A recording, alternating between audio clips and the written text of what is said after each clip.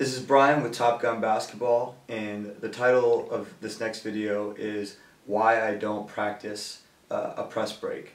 And for those of you that watched our last video, at the very end I talked about coaching and talking, being in the ear of the players and really breaking down all the errors. And I talked about at the end, if you watch it, the paradox of too much coaching and over coaching, because I've actually heard college coaches being blamed for this as well.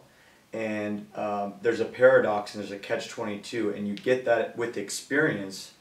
You get when to stop and when to keep players going through it. And ultimately, I got this one drill. It's called the window reads drill.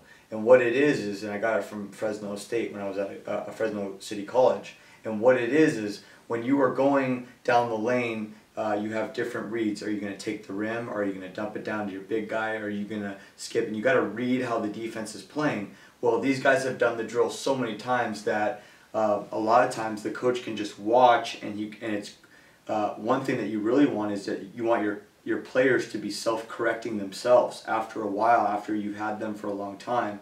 In the long-term process, you start to see as players, they mess up and they're like, oh, I should have passed it to that guy. And so they start seeing it, and that's ultimately where you want them to go. So there's 3 books on this topic, and this is about coaching and being able to just observe and allow your players to make mistakes. And the first one is actually behind me right now. It's actually called The Inner Game of Tennis, and I talk. It's by Timothy Gallwey, and I talk a lot about one way to be extremely innovative is to go outside your field. You'll see, my bookshelf here. There's maybe 3 or 4 books on basketball coaches.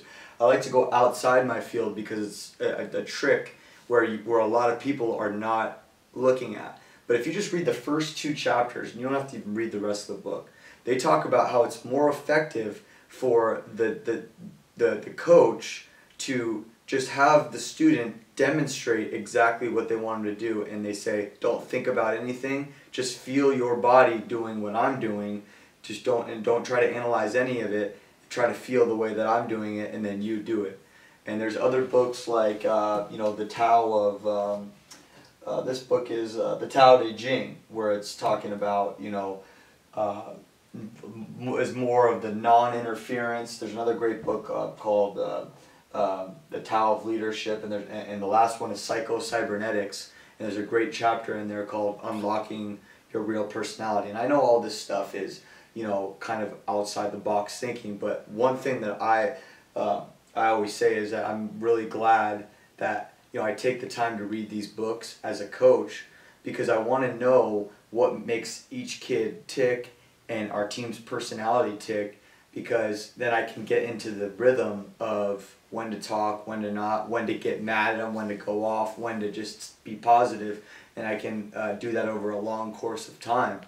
So I just think it's a huge advantage to do that. One of the greatest compliments that I get, and I got this the other day, is you guys are in that game, or you won a game that you had no business even being in. And a lot of it comes down to a lot of the stuff that I talk about. So let me get right into why I don't work on press break, and we're going to show you a few examples in this video.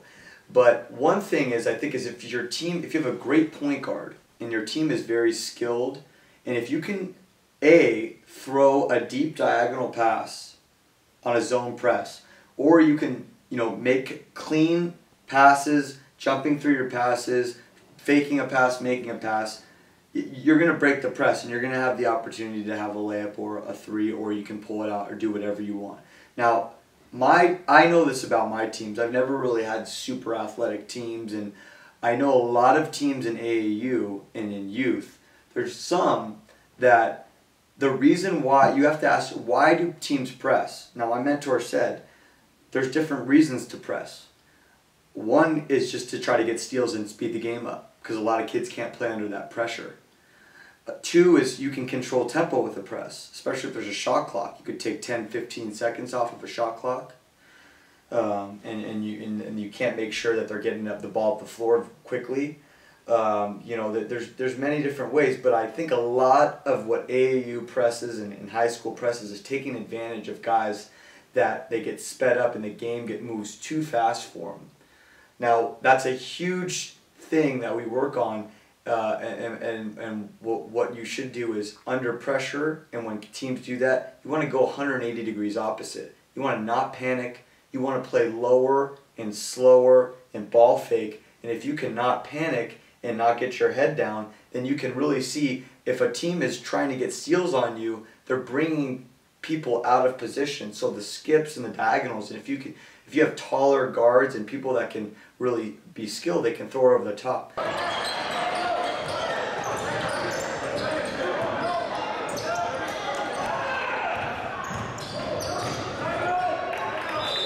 So I really like the chess matchup. First of all, another thing a press can do is it can make teams, even if you beat it, they take bad shots. And when you take bad shots, you don't get offensive rebounds. You're out of position, and the other team's right back into what they're trying to do, and they're trying to go up and down and up and down.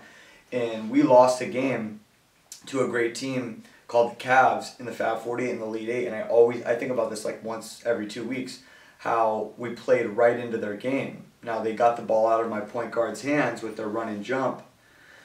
But I had some really good guys that could finish layups, and we could hit wide open threes whenever we wanted. But even when we did, eventually we were going to go cold.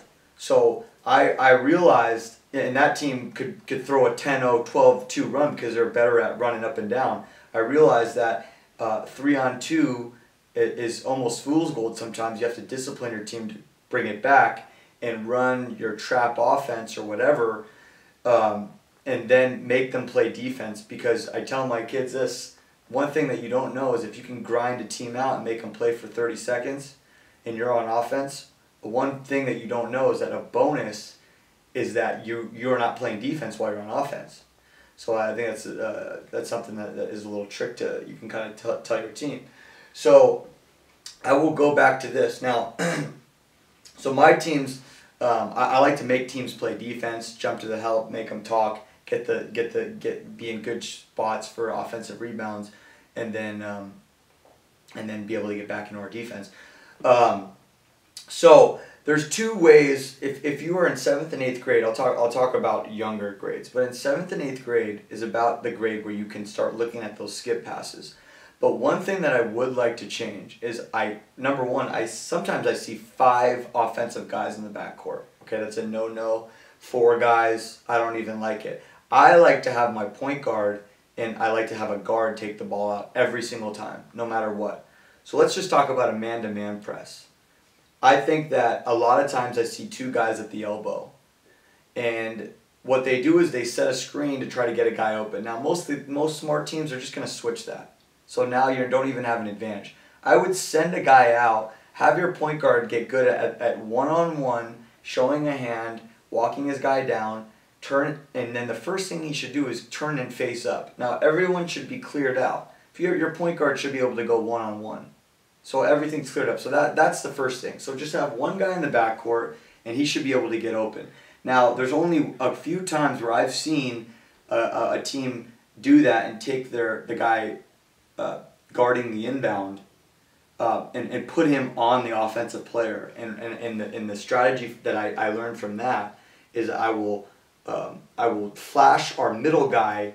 He'll be wide open, and then our inbounder can step right in and he'll streak up the floor so you can get it to him. But that's very rare. Most teams will not do that. And even in that situation, your point guard should be good enough, and we work on this, to get open with 2 or 3 guys on him. And we'll work on that. We'll put adversity on him. But they should catch and they should turn and face right away and get their eyes up the floor. Not down. Don't dribble right away. You're going to need that. Now, against a zone press, I will always, no matter what, let's say 2-2-1. You'll see it in the video. I still have the same format, but I have a good ball handler in the middle, and I'll put my other forwards deep down the floor and really put pressure on the press to back up more so we get more space. I'll get the ball in and I'll create a side. So there'll be 2 guards and then there'll be a middle guy. So if you think about it in their 2-2-1, If your point guard can always go guard to guard, he'll always be if the guard to guard's not open, you can go middle and then you can look up the floor. Or I like when the point guard throws the ball up the floor or hits that diagonal skip on a 2-2-1. On a 1-2-2, same thing. On a 3-2, it's going to be a little bit harder for your guy to get in if they're going to trap, but I still want the guy to get the ball in bounds and go guard to guard. If they're going to try to shoot the gap, a lot of ball fakes, low and slow. We can backdoor guys, and now all of a sudden we've got numbers. Now if we want to take the numbers, we can. If not, we can pull it back and we can do whatever we want. But it's a chess match of I'm not going to allow you to be a pressing team. Now, fourth, fifth, and sixth grade, the only thing that I've really understood to really, really work is sometimes I actually will have two guys in the backcourt.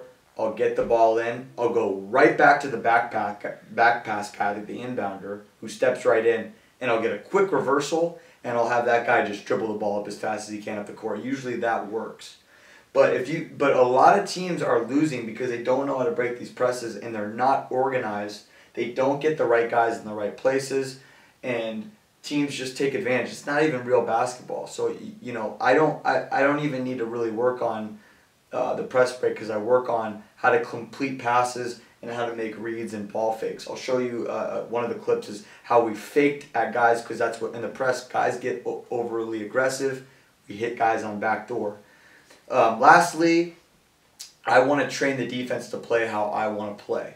So at the very beginning of the game, my style is I don't like when guys get out in pressure. I completely plan for that. My guys are willing to embrace contact and play under pressure if you want.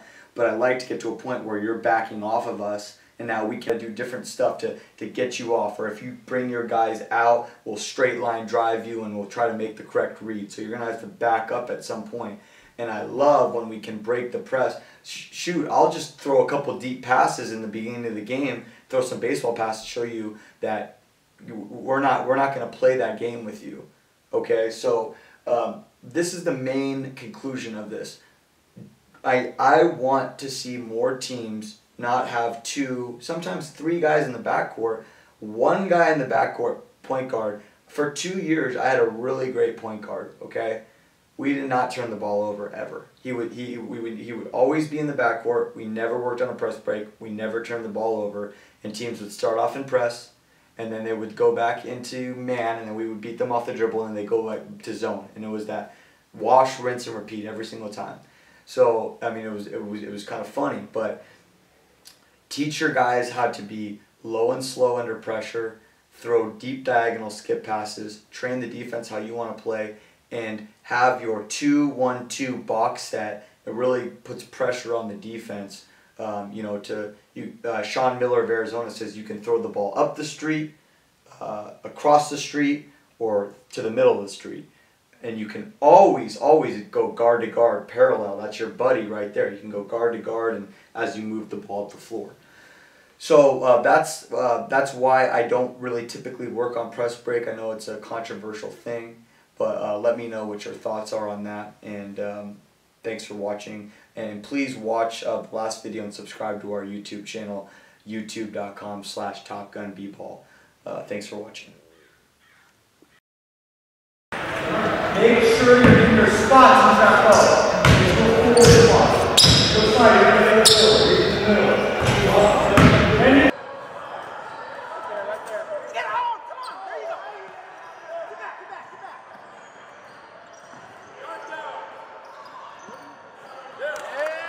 There you go, Caleb.